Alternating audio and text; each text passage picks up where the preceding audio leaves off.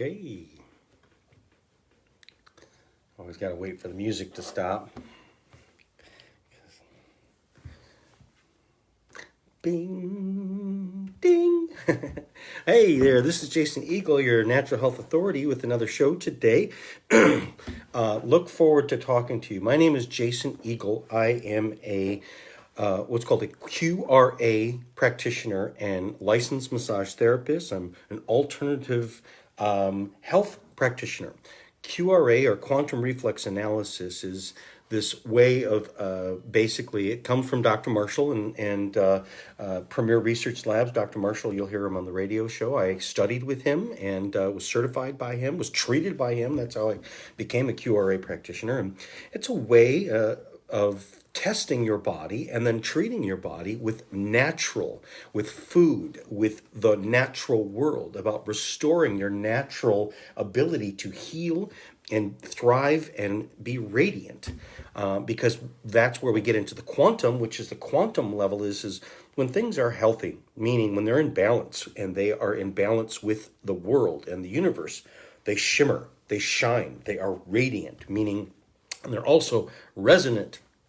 Meaning, if you want the people in the choir to not be sour or not be sharp or not be flat, which is the person who's singing perfectly, you resonate with that. You learn where that person is, and then you all resonate together, and then you harmonize. And you don't have to sing the exact same note. In fact, you can sing all these different counterpoints and everything like that, like, the Beach Boys and stuff like that. These guys were, it's harmony, and when you put it and it resonates, we can get into a level of where the cell, your cellular structure, resonates at a frequency that is actually spinning faster and faster and maintaining its structural integrity, like a top. This is physics. This is atomic principles. This is elemental principles, which is when a thing gets old, it's not the time that does it. It's that it loses energy and it starts to wobble, and then it topples, and then it falls apart, and it can't hold it together. That's what's called centripetal energy, right? So even in the cellular energy, which is when people get old, the cells, you notice that they're losing energy. And as they lose it, and they should be able to get energy because we're putting food into them and all this other stuff. But we have all these, when damage happens and it can't heal from damage, then it is actually blocking even energy, even food. So, it's very common as people get older, when they eat a bunch of cooked food without having enough hydrochloric acid, or, just basic, without having enough minerals, now they don't digest food the same. And so you can have a person that reaches 80 years old and they eat better than they ever did before, but yet it doesn't really help because their digestive capacity has gone down, meaning they don't have enough energy to convert it and process it into something that's all usable. They only are able to get a little bit out of it, and then the rest becomes a waste product, which is now a burdensome to the body. So principles of healing are basic. They really are. Now, they seem complicated, but they are basic and just kind of machine logic, which is change the oil, keep these things running and put good fuel in it and blah, blah, blah, all these different things. And that's our body. But also have a good destination. That's where we get into the soul part of it and the intention part of it, which is, your maintenance pattern of the car is going to change if you're driving in the city and you're constantly hitting the brakes, or if you're going highway miles and it's just smooth and clean and easy and you're at 55 miles an hour, just cruise control. That's one way. What if we take it out in the desert and we drive it all over the place? What if we drive it through the mud and up and down? And there's different stresses that then indicate it's not going to break the thing. It just means that then you have to put it into maintenance. Then you have to change the oil more often. Then you have to clear in the air filter. Then you have to change the transmission fluid. Again, analogies are very helpful because the body is this machine. And again, like I said, is if you're going to intend to take it through the mud, then you have to also expect to change the maintenance schedule. So that's what QRA is a way of testing your body and then determining what are the things in the natural world that I need to replace this, that I need to fix this with. Now today, let me go into some of the basics, which is Jason Eagle. You can call my office, which is 734-985-5891. You can go to my website, which is strategichealing.us. You can schedule with me. You can go to my Facebook. Right now, I am on my Facebook Live page, which is my Strategic Healing. And Elena's watching there. Hi, and the family and everything like that. You can add questions there so that we can contact me. I have a Patreon account. I'm going to answer one of my Patreon members' accounts, which is Gina, and she's out in New Hampshire, I believe it is. Or is it New Hampshire? Yeah, she's out in the East Coast. Anyways, and she came up with a question, and I'm going to really go deep into that one because she's one of my supporters, and so I want to honor that. And then YouTube is where I then post these shows, which is the radio. It's like, what did he say again? You can't rewind it, but you can rewind Facebook and you can rewind YouTube. So my YouTube channel is Jason Eagle QRA. And that's a way for you to basically go back over and over and over again and see and catch it and get it. So again, Jason Eagle, your natural health authority. The first part I'm going to do today is this just came in. This is hot off the press.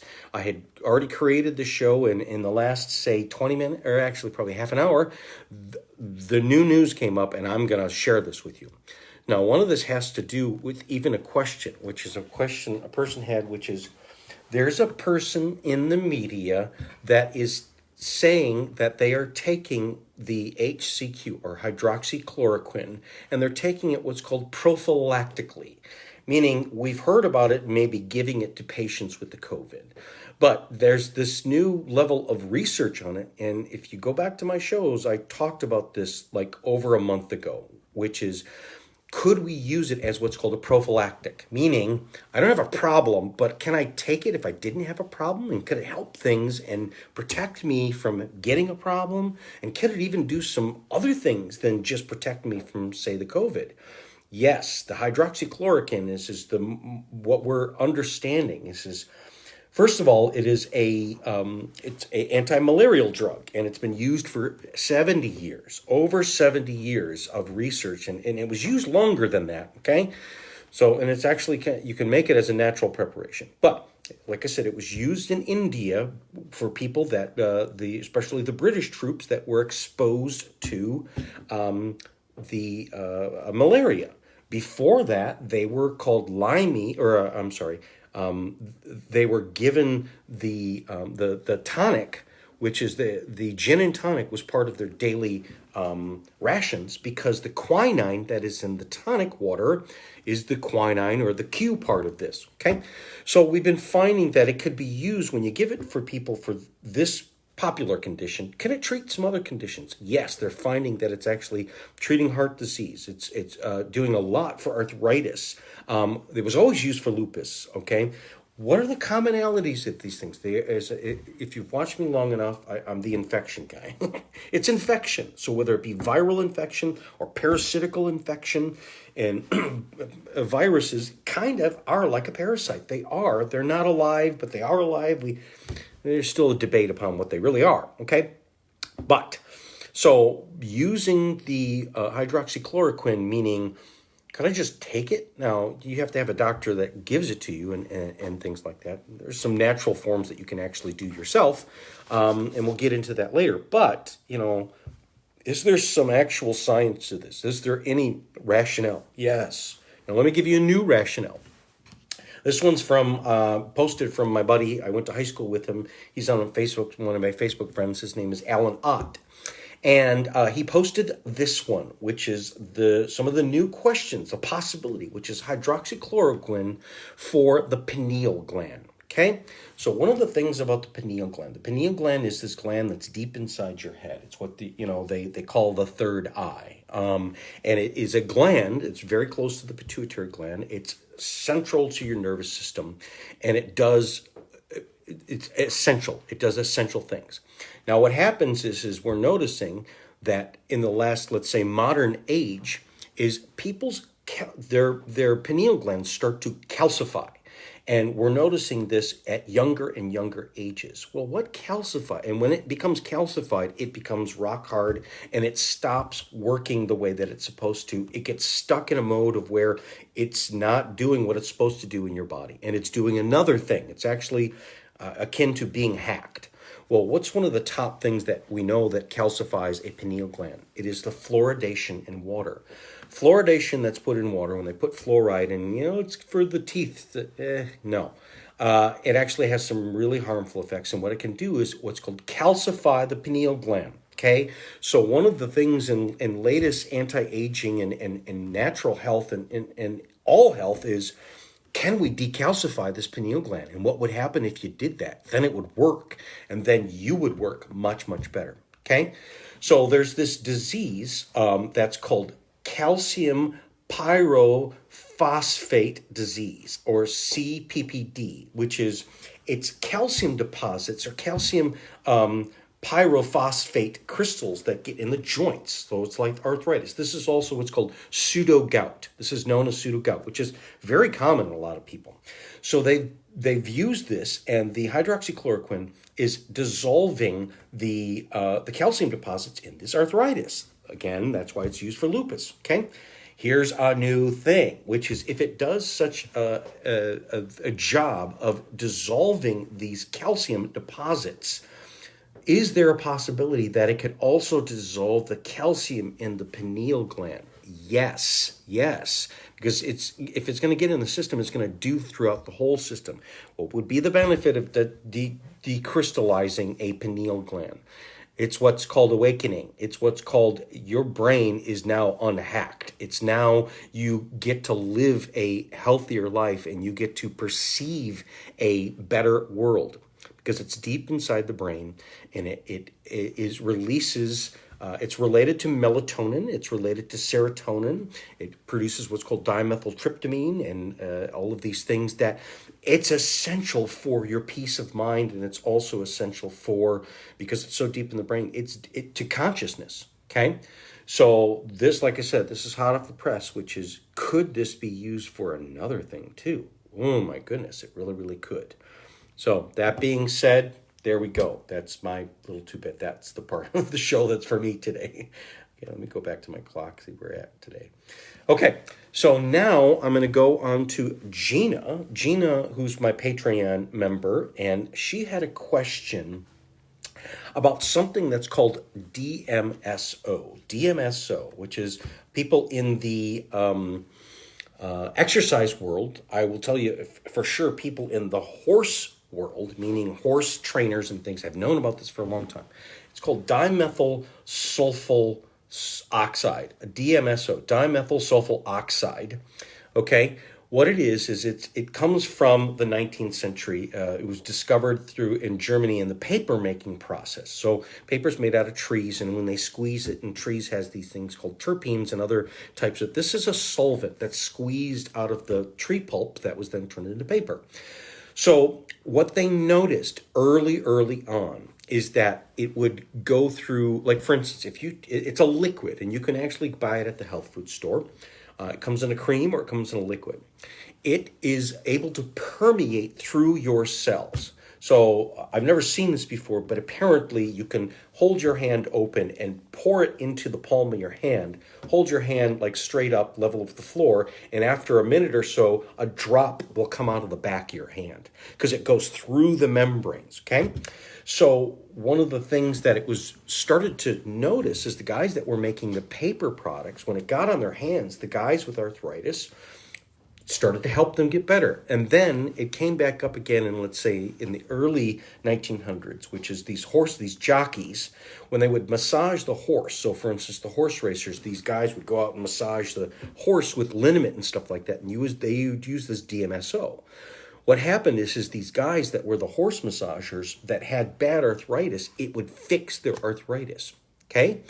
So now, fast forward question is she's using it with some aloe vera. okay, for stiff and painful areas, old injuries, right? Can it be helpful for, she says it's a 70% DMSO with aloe vera, okay, for old injuries. And she knows, she's already learned this one, which is you have to have squeaky clean hands, because let me tell you, there's another place that DMSO came up in history, which is there was a band, a punk band called the Dead Kennedys, and they actually did a song called DMSO.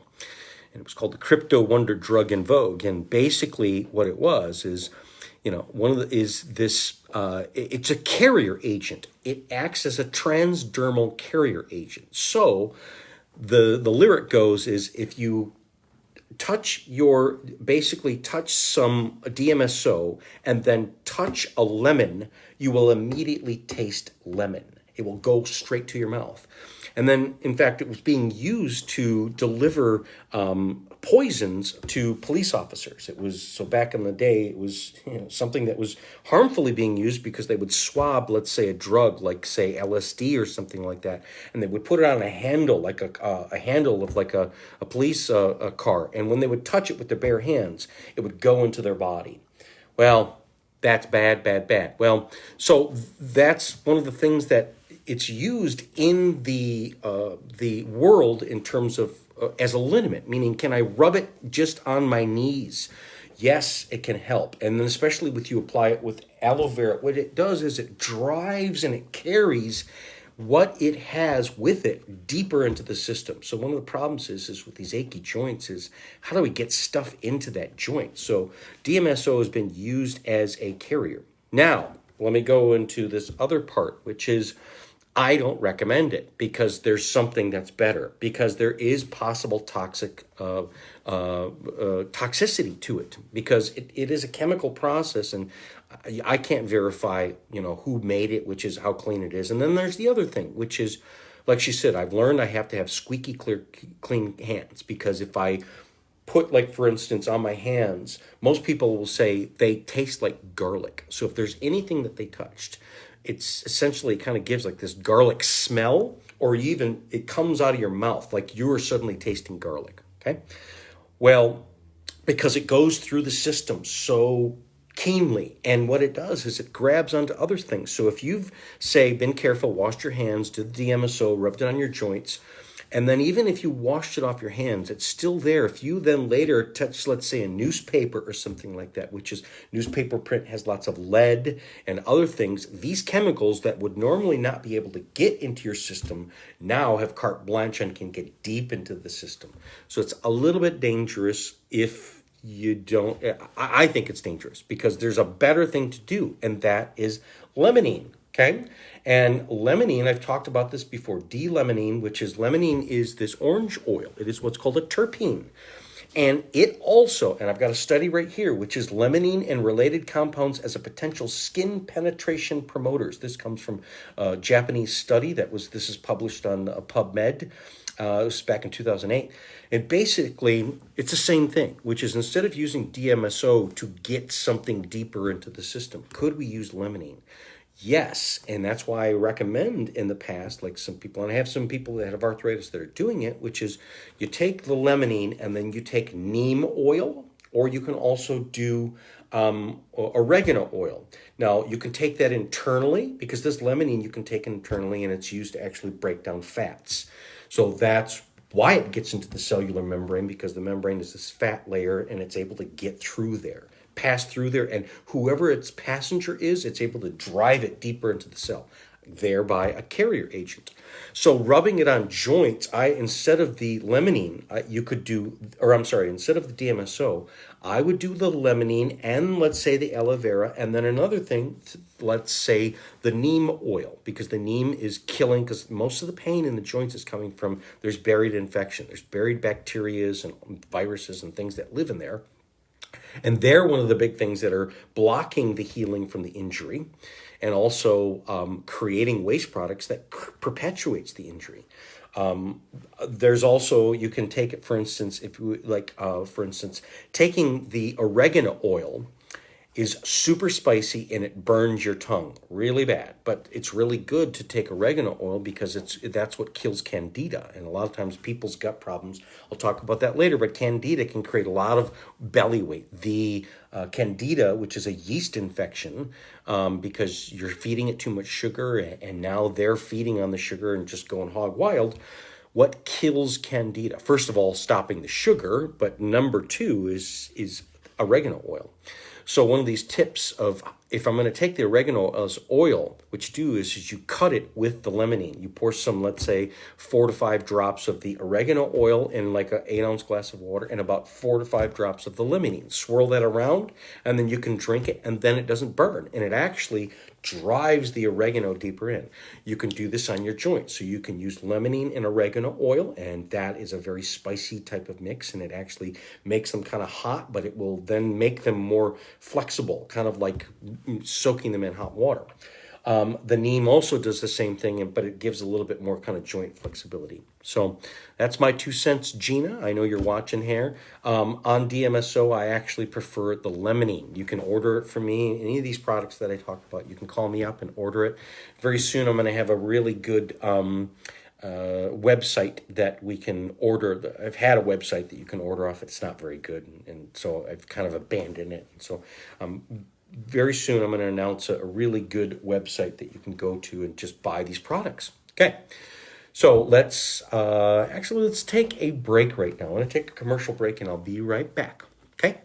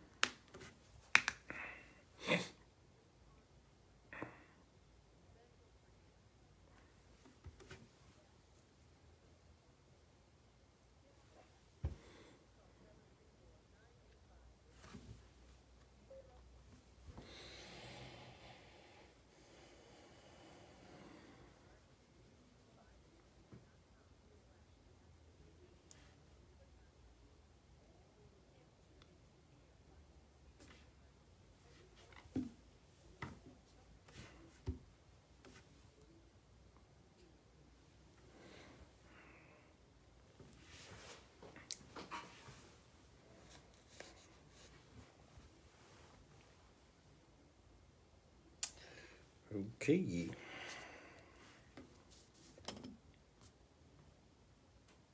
Okay, hey everybody, I'm back, and the rest of today's show is actually going to go back over some of the questions, like I was talking about cases. So like you just heard in the commercial, which is a customized plan, which is I bring you in here and we figure out for you what's going on, and it's basically month by month, and sometimes is some conditions as we actually have you come in, let's say every 15 days and recheck you and stuff like that. This is what I'm going to go over today, which is finish up these cases, which is this is what happened for people that did this, that came in and saw me, and we went through and we figured it out, and then where did they come out on the other side? And I'm telling you, all of them out on the other side got what they wanted. They came in and basically said, I've got this, can you fix it? They all would say, yeah, he fixed it. But like, I got so much more out of it. Not only am fixed, now I found things that I didn't know I needed to fix. And those two are fixed. Those two are better. And I know my body so much better, and they're so happy. And some of these cases are some, like, really help some really deep conditions that, like, so this next one, I'm going to tell you this one, which is, this is a man who is dizzy, and he spent years going to all the neurologists. This is something in the brain, it seems like, going on, okay? Well, went to all the neurologists, and they couldn't figure it out. He went to everyone, and that's where he eventually, sometimes I end up with people like that, which is, we've done everything, they can't figure it out. Can you figure it out? Well, we did. And we figured it out with this fellow, which is actually what it turned out to be, is primarily virus. Viruses, because see, viruses can affect how your brain works. Viruses, and there's other infection too, but basically when I put people on, let's say, the Immunoplex or some of these alicidin, that's a garlic. Garlic tends to be more for bacteria, but see, garlic is a broad spectrum. It's antimicrobial, it's going to be anti-yeast and anti-parasitic, and it's a hodgepodge. So when people say, I got a virus, you've got a party going on, and it's not just one guy. There's there's a whole, like at a high school party, you got the jocks over there, and you've got the preppies over here, and they group up, but they all kind of gang up together and ruin the house. That's what it is. And so what we found out for him is, number one, by putting him on the antiviral diet, which I've talked about this before. If you want to get a hold of me, it's what's called high lysine and low arginine foods. There's a whole list of these ones are high arginine and low lysine. You get rid of those. I can tell you chocolate's one of those, and there's a bunch of other ones, and nuts and stuff like that. I thought nuts were good. Yeah, but if you're trying to fight virus, like especially almonds, if you're trying to fight some virus or any type of infection, almonds are a no-no because they feed that. Now, lysine can also be taken as a supplement. But you take it on an empty stomach. So we put them on lysine, put them on the antiviral diet, put them on lots of minerals, because anytime we have an infection, what it's doing is it's eating up your minerals. They're literally eating your body. And so if you replace what your body can feed off of, you help your body, okay? And then we also put them on some of this hemp, which is the hemp extract, this is a whole plant extract that has, through what is the most expensive process, which gives it the most pure form, which is a CO2 extraction, cold CO2, so that you're getting out what we now know in kind of the hemp world is it's actually the terpenes. It's not even the CBD, it's not the THC, it's more what's called the entourage effect of it's everybody, but it's the terpenes. It's these lowly little terpenes, of which limonene is one of them. It's these smelly things, because what really fixes the brain, what wires the brain, and what wires the brain back to its better self and memory of its better self, is the deep limbic system, which is connected to the olfactory nerve. So that's why you can never, let's say, when a person says is nauseous and they're about ready to throw up, and you give them like a smell of fish, they're going to go, oh, they're going to throw up even more so. But let's say you give them a smell of lemon or lime or peppermint. They go, oh, yeah, oh, phew, okay, feel better. And it gives them a happy feeling. Cinnamon does the same thing, orange oil, rosemary, eucalyptus, coffee, chocolate. I've talked about this before. These go deep into the brain, and they activate what's called the psycho-emotional part of the brain, and especially what's called the parasympathetic nervous system, that's the part of your system that's opposite of the fight or flight. I'm in trouble and I'm panicking. The opposite of it's cool, honey bunny. It's okay. Like, lay back down, like when the dog picks its head up and, because they think someone's coming, go back to sleep, Okay. And the dog then goes back to sleep. That's the parasympathetic nervous system, because that's when the healing happens. And so, because he's been dealing with this problem for so long, we had to help rewire his brain and his nervous system. Now we moved into the second stage, which is there is heavy metal. Heavy metal, anytime when you're dealing with something kind of neurologic, you always want to look for some heavy metals, which would be mercury and lead and cadmium and tin and molybdenum and vanadium. And these are things that you get a metal test. And in fact, people can get these metal tests themselves, which is the most accurate metal testers, not necessarily in the blood. The most accurate are these send-away kits that is a hair analysis, which is you clip some hair at the back of your neck, just a little bit, and then you stick it in a pouch. You stick it in like an envelope, and then they send that away to the lab. And like the rings of the tree, they can test and they can see, because when you make hair or nails or something like that, it deposits that. So if it's in the bloodstream, it will deposit in there. So it's the most accurate way of testing for metals. Now, if you find metals Where did they come from? Well, mercury fillings is pretty much, we all had mercury fillings, and a lot of people have had them removed, but they got into the system that way. If you're old enough, we had leaded gas. You grew up on a block in the city, and all of that dust is just full of lead paint that you grew up in a house around there. There's chemicals that are all over the place, and so we use some things like what's called Chem Detox. Chem Detox is a modified citrus pectin that what it does, it grabs onto metals, but it also grabs onto chemotoxins, chemicals. Like, for instance, let's say you worked in a garage, or let's say in your house, you have an attached garage, and most people come in the house through the garage. That's how it was in my house. Is we didn't go through the front door. Either we went in the back door or we came in through the garage door. Well, the garage is where you park your cars, and that's where you have all your chemicals and stuff like that. So many times this is one of the things sometimes you're dealing with people with cancer, which is clean up your garage, especially if that's the way that you walk through, which is get that junk out of there, because you're tracking it inside the house, and air pulls into the house, and most people's garage is connected right to their kitchen, and it goes right onto their food. So sometimes contamination is environmental. So sometimes figuring these things out. But long story short, nervous system is getting better. Literally not having the spells. And I've seen other cases where it completely disappeared, which is this one I'm talking to you. We're still working on it, and it's getting better. But I've had multiple cases of heavy metal poisoning where you could see before and after, literally. And I've had doctors that have looked at it and said, how did you get that stuff out of his body so fast? Like, I didn't even know that we had these things. Like, normally it would take 6 months to get the levels out, but in like 2 to 3 months, very toxic levels of mercury and stuff like that went back down to below normal, meaning, wow, this is amazing. And so metals are big things that you want to get out of the body. Okay, so that's that case. Let me go into another case of, where's that one? Okay, a man with prostate, okay?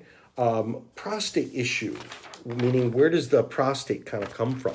Well, there can be a lot of different cases in terms of what affects the prostate. And I'll tell you, one of the most underlying factors that does affect prostate is infection. A lot of times it's gut infection. And see, this guy was in large prostate and bladder, and that's part of his problem is that he also had a large belly. He had the beer belly, okay? He had candida. He had a lot of these problems. And now let me paint a picture for you, which is the prostate is this gland that sits inside a man's body, and it is the bladder is connected right above it.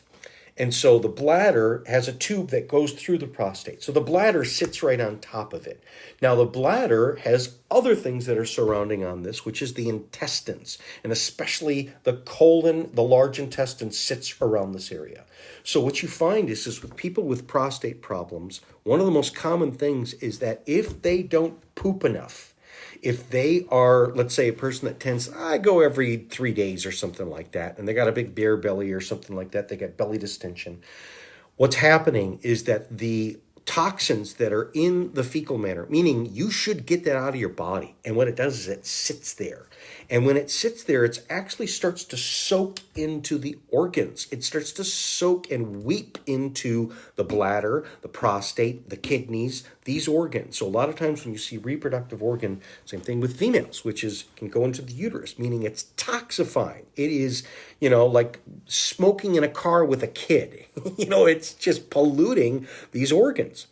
So, and then one of the other things that I found with this guy, which is when you find prostate or when you find uterus problems, always look for a back injury. He had an old back injury. He had really fallen and hurt his back when he was, I don't remember, it was like teenager or something like that. What the mud packs do is find out where the energy circuits are blown. The magnetic fields are blown. Because, see, that's how everything works. The prostate and the bladder, all of these organs, they're all connected to the spinal column because they all have to be controlled by the brain. They got to talk to the brain.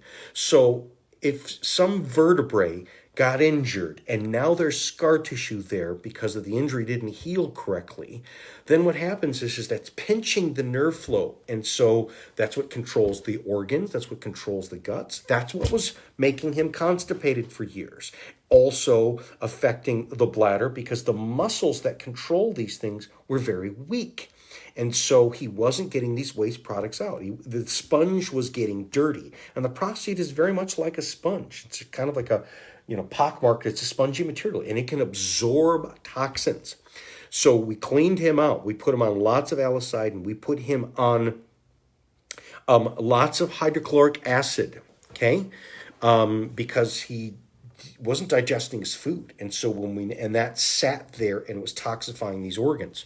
So when we increased his hydrochloric acid, make sure he digested his food really well. Also, he had a lot of he was very acidic. And when you're acidic, that's when you grow a lot of these problems, especially cancer. Cancer cells are related to low tissue oxygenation, which is related to acid. If your bloodstream is too acid, then what will happen is you block oxygen and the tissues start to starve and then things start to grow.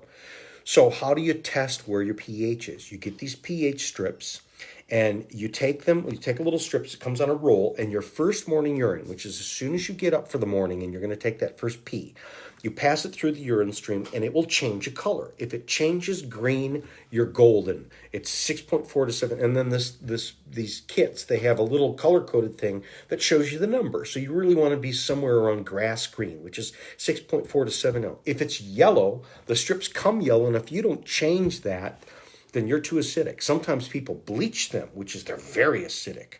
Okay, sometimes it changes blue, which it means it's very alkaline. That's bad too.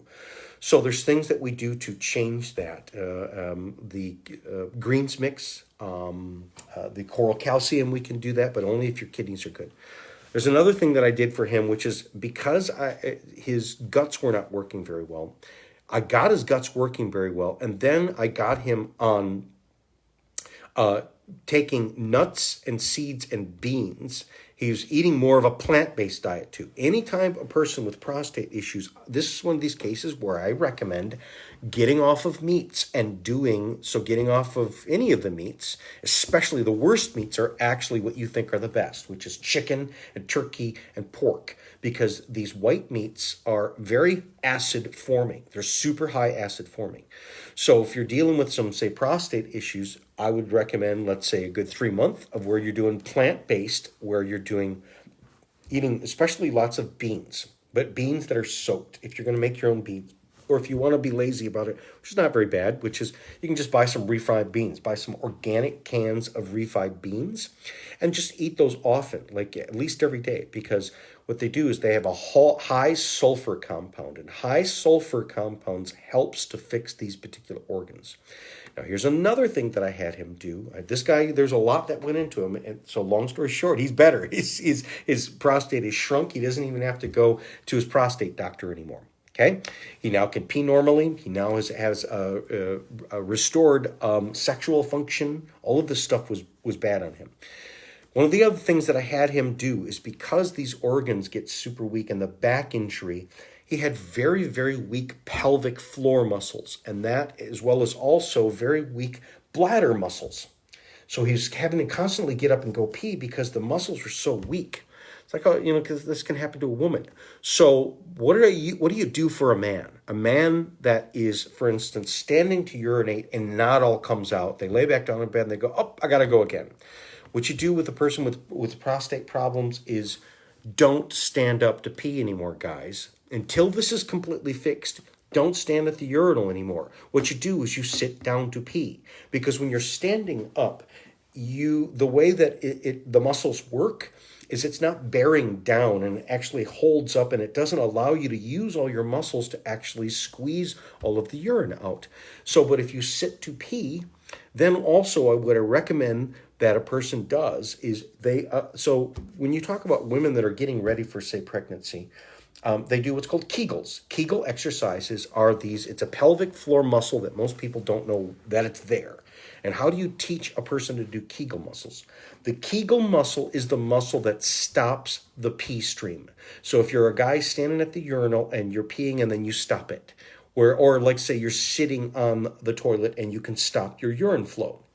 So that's what I recommend a man does that is dealing with prostate issues, is you, from now on, at least until this is fixed, is you always sit to urinate. And then when you're urinating, what you do is then you start practicing where you close off the urine. You basically try and stop it and then start it up again. And then stop it and then start it up again. And then stop it and start it up again. You're doing this internally. You're using a muscle internally, because what it does is it teaches you how to rebuild, just like a weakling arm, it's a muscle. You can rebuild this muscle, and then you can start pumping these organs with these muscles, these pelvic floor muscles, and the abdominal muscles, the core muscles that will maintain these organs and then get them working and functioning perfectly, so that then you don't even have to do any of these herbs and stuff like that. You fix yourself. And so that's one of the things that I would recommend for people with the prostate, is that they treat it as this whole thing. And so that's that case. All right. Let me see if I can keep going. Okay. There's another woman that I had that had right leg swelling. Right leg swelling. And it wasn't the left leg. It was right. And when she came in, it was like that leg was big. And, sometimes that's what's called lymphedema. This was not lymphedema. Now, it was kind of like lymphedema in that it was distended. It was like one leg was normal size, the other one was like elephant size, right? Well, what we found out for her, which is, and Dr. Marshall says this, and I agree with this, which is, if you have two of anything, you got two eyes, you got two legs, you got two ears, if it's one of those things, so it's her right leg, you always consider that it's an interference field. If it's both of them equally, if it's both legs swollen, then that's probably the organ. But if it's a one, then it's actually more likely a interference field, meaning a blown circuit in the spine. And that's what it was for her. First of all, it was the mud packs were done on her back, because here's the other thing, is the leg swelling was reflexing to her kidneys, or this interference field in her back, the injury in her back was reflexing to the kidneys, and that kidney was weak. So the kidney on her right side was weak and it was jammed up. And so that's where the fluid was coming from. Instead of going and being pumped out through the kidneys, that kidney was not working correctly. And so that fluid just accumulated in that leg. So we had to treat and help her kidneys. So the Renoven helps with that. The russet potato juice, you go to my YouTube channel, I have one that's called How to Dissolve Kidney Stones Naturally. And you make this russet potato juice, and that will dissolve these stones and sand and blockages that are in your kidneys. Then one of the other things that we did is we kind of go, well, how did we get here in the first place? Which is, long before this had happened, she had very poor digestion. Her gut wasn't working very well, especially her stomach. And so in her case, we actually put her on a lot of HCL. Normally, people, you take between 2 to 4 HCL at the end of the meal, every meal. And that will give enough hydrochloric acid for most people. For her, it was double. She had to take 8 HCL, that's actually a big dose. Now, how much HCL does, let's say, a normal person produce? Well, if you take a child, let's say, who's 9 to 12 years old, and you would say, well, how much stomach acid do they produce? They produce the equivalent of 30 to 60 capsules per meal. So if they didn't produce any of their hydrochloric acid and you wanted to give them perfect digestion and you had to do it all through the hydrochloric acid, that's how much it would take, right? So that means that, 8 seems like a lot, but it's really not, because her body really needs to produce this hydrochloric acid. Then one of the other things that we did with her is treat her liver, because the liver was also involved, and the liver was it was a filter. So things are backing up into the legs because they weren't going through the filters. So the kidney is a filter. We had to clean that one out. The liver, we also had to clean that one out, which is for her, taurine. Taurine is one of these amino acids. That's what Red Bull is. Red Bull, or the bull. That's why we call it Taurus. Taurine, taurus, comes from, that's what it is it's high in one of the amino acids called taurine, which we get from meat and we get from other foods and things like that. But it's a high concentration of taurine, which helps to clean the liver out. Then the other thing that helps the liver is the magnesium. Magnesium helps everything, helps all your muscles. If your muscles are really sore, take some magnesium, soak in a magnesium salt bath. If you tend towards overweightness, let's say you're morbidly obese or just like you really just can't get rid of this, what you got, like women that like gained weight after having babies, they all have a magnesium deficiency. Put them on magnesium and then the weight falls off. There's other things, but magnesium is one of the central things for that. You got people that tend towards headaches, okay? People that tend towards migraine headaches. What's called a tension headache is often because a person is stuck in a muscle spasm in their neck. And that muscle spasm is because they're low on magnesium. And when you give them magnesium, either dietarily or there's this cream that you can get, a magnesium cream that you can rub directly on your neck. And that locally will rub, because magnesium is a muscle relaxant. It's like Valium for the muscles. And so many times when people are getting headaches like migraines, it's because it's so tight, it's actually squeezing on their skull, which is then pinning their brain inside there. And then it also pinches on blood flow in the neck. So if the neck gets really, really tight, the blood from the heart has to go through that bottleneck. And what it does is it actually starts to starve the brain of oxygen as well as liquid. It dehydrates. The brain dehydrates.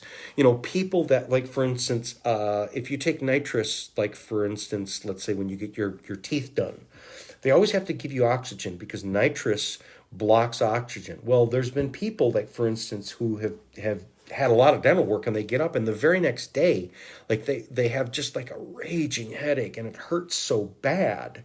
Well, why is that? It's because of the deoxygenation of the brain. And that's one of the most common things that is related with a migraine, is that the brain is starving of oxygen and starving of fluid. So that's where magnesium really kicks in, is because it's not a drug muscle relaxant, it is a mineral muscle relaxant. If you really want to get to, like, the God made it so simple, which is the simple things, the things that seem lowly, which are minerals. We want to focus on the big gold drugs. We want to focus on the real exotic stuff. But it's the stuff at your feet, which is, the salt that's in the ground, the minerals of magnesium that's in the ground, the iron, the potassium, all of these things. They are, if you're having any problems, just start working on that. Just start getting some more minerals in your body. And especially in an organic form, whole food form, or a natural-based form. People want to take, all these special sodium products. Just get sea salt.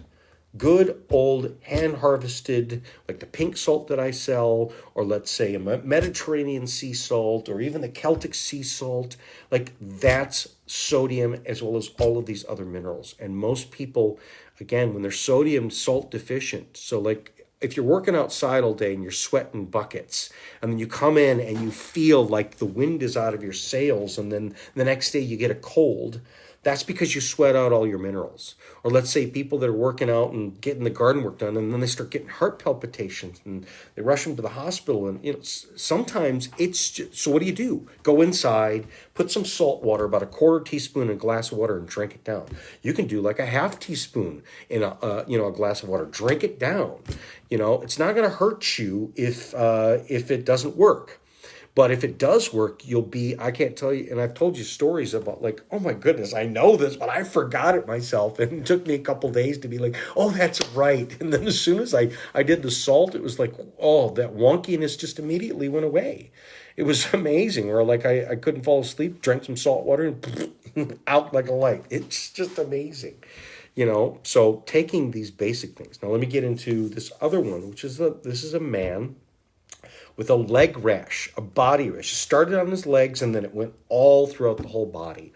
He'd had this before, and somebody else treated it, and then it went away, but then it came back. And what do we do about it? Well, first of all, let's talk about body rashes. There's different types of rashes that are caused by different types of things. So one of the first kind of go-to things to try with a rash is the Blue Star ointment. Blue Star ointment. So, many times when people get balding in their head or the hair starts thinning, like around not at the crown, but it can be anywhere on there, but especially down, like not on the top of the head or not where the male pattern baldness, but lower that. Like if you see where my headphones are, if you kind of go around there.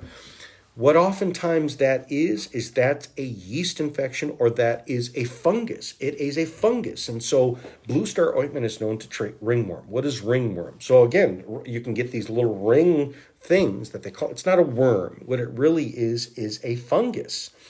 And so Blue Star ointment is something that you can try because if it is a fungus-related thing, it will make it disappear, and it's amazing, right? So one of the rashes that tend towards, they start kind of red, and then they get white. And they get like a white flakiness on it. That's a typical sign of, let's say, a fungus. Okay, so that's the first thing to do. The second thing to do is when your body is toxic, it has to get these toxins out, and so it sweats it out. So rashes that tend towards the inside of your elbows, the inside, the foldy part of your elbows and the backs of your knees, that's where sweat collects. That's oftentimes where you kind of feel where you're kind of, because those are the bendy parts. So if we get rashes that are in the inside, is a lot of times it's because your sweat is toxic. So we have to detoxify your liver. We have to detoxify your colon, do a colon cleanse, clean you out, right? But sometimes, like say you'll get them on the backs of the arms. If you get them on the elbows, that's not where sweat collects. And what that one tends to be is adrenals. So adrenals is the salt, and then adrenaven too, but taking salt helps to fix the adrenals.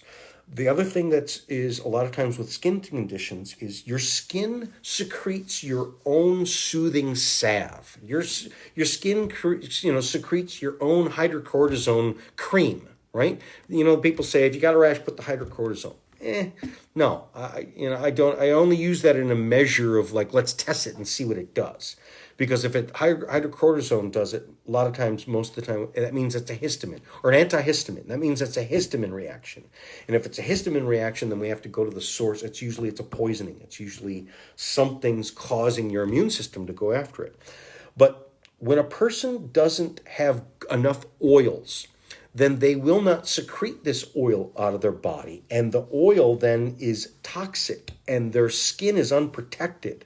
So one of the things that we can do internally for skin conditions is the DHA. Is we can take it in pill form, or we can really add a bunch of DHA. That's avocados, that's raw cashews, that's salmon, that's olive oil. You can even rub some olive oil on some of these, like extra virgin olive oil or coconut oil rubbed on a rash will oftentimes help it. But you got to get it from the inside out. So putting people on, if you have a rash, is start taking the DHA, start increasing the good essential fatty acids. Then going back to another thing that we did, which is just cleaning out the colon, okay? Making sure that, because if poop sits in you too long, like I talked about it going into the organs, what's your largest organ in your body? It's actually your skin. Your skin is your largest detox organ. It's your largest organ in the whole body. And your body it's not just protecting it, it also uses it as a way to get stuff out, okay? And so a lot of times if we are getting a rash, it's because the toxins are coming out of our skin, and then like an acid, it sits on our skin and it burns us. People go, well, I'll just wash that away. Well, if you wash with soap, then you're taking even more of the oils away, and you really need to replace the oils. So, but again, if it's toxins, we have to go underneath that, and the best way is to clean out the colon. If people don't have, if you're having skin conditions, you should stimulate your gut so that you have a bowel movement at least 3 times a day, right? A good way to do that is to start with, let's say, a smooth move tea. That tea that you can get at the grocery store, and you make a cup of that tea, you let it steep for about 5 minutes and drink it, or if you want to make a really strong one, you steep it for about 10 minutes. And most time, what you do is you drink it right before you go to bed, and then you wake up in the morning going, I gotta go. But if you really, for instance, I would recommend if people are dealing with this, especially now, because a lot of times people, I don't want to do it during the middle of the day because I'm going to be in the office or I'm going to be in the car, and I don't have to, go in the car. car. Like, when you got to go, you got to go. Well, now's a good time. We're home. A lot of people are still home, and you're probably going to still be home. Use these as a great time to start to detoxify. Everybody can purge their colon. You can also do some enemas, basically just a water enema, and clean yourself out. Another thing is that acts like a really good type of laxative. I would say you do this for, let's say, a child, or if you're relatively healthy, is you do what's called the salt flush, which is when you wake up in the morning, you get, let's say, a 16-ounce glass of water, and into that you put a whole teaspoon, and you drink it in one sitting. If it takes you 5 to 10 minutes to drink it down, fine. But see, if it's a 16-ounce glass, it's not that salty. It's salty, but you drink it down in one sitting. And within an hour, be prepared to sit on the toilet. Be prepared for it to be like whoosh. It just comes out of you. You can use the magnesium citrate. Again, you can go to, let's say, the health food store, or even like CVS, and it comes in a liquid. Be careful with that one, because it can cause and it can start to cause cramping and really kind of hurt. So I always tend to start with kind of the basic, easier one. And if that doesn't work, then you move up to a stronger one. So Smooth Move Tea is a really good entryway to start. If that works for you, then stick with that. The salt flush. Some people, we do, let's say, the psyllium and stuff like that. I'm not a super big fan of just using psyllium that way, because it's a bulking agent, and most times people need a flush. You need to flush it out. So you actually need the things that add more water into the colon so that it flushes itself out. That's why, let's say, a high colonic or an enema works really good. Many times when you got this chronic skin conditions, I can tell you, many times, like kids that have these really bad acne, you clean up their guts, put them on the alicidin, which cleans the infection out of their guts, but also get them to poop more often. And it clears the skin up. Like I said in one of my shows before, is you see a lot of this with teenagers is because, first of all, they eat a lot of junk because now they can. And then also, when they were in school, so this time being home is actually going to help a lot of kids, because there were a lot of kids. I was one of them, which is I would go all the way to the other side of the campus to use the private toilet, because I didn't want to, like most of them in my high school, they ripped the doors off, and I'm not going to sit there. I'm embarrassed. And so there's a lot of kids that hold on to their bathroom because they wait until they get home. Well, they would really be best off. So now that kids are home, is like, I can go to the bathroom anytime I want. Let the kids go to the bathroom. And in fact, the more often that they go, the better. The less that they hold it. So this is kind of a rule of thumb. If your skin, especially the skin on the face, it's usually related to the colon. And if you clean that out, then the face cleans up. And and also people's whole attitudes clean up, and their look on life, because your face and your skin is the first thing that you show to the world. This is something that helps with psoriasis. Psoriasis and eczema I've got one of these cases where, and I've got great pictures where it was a man, I think I told about this before, I was treating his wife, but he was like, hey, can you do anything with this? And you can see the rash on the back of his hands. He's like, I've had these for 20 years. And I said, okay, go home and take the DHA. Take 20 pills of DHA every single day. 20 pills, that's a lot. That's a lot to take. Go ahead and do it. Came back in 2 weeks. And you should see what the hands look like. It was like their before and after pictures was like, wow, that's amazing. So DHA is one of these always go to. Okay, this is the end of the show. I look forward to next week. We're going to have Dr. Sivakumar again, and we're going to talk about immunity. We're going to also talk about, antibodies. That's going to be a great show. So get ready to tune in next week. This is Jason Eagle, your Natural Health Authority. Until next week, bye-bye.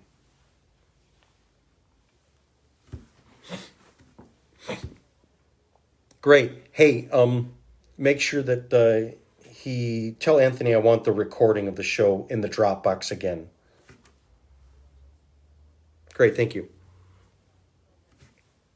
Thank you. You too.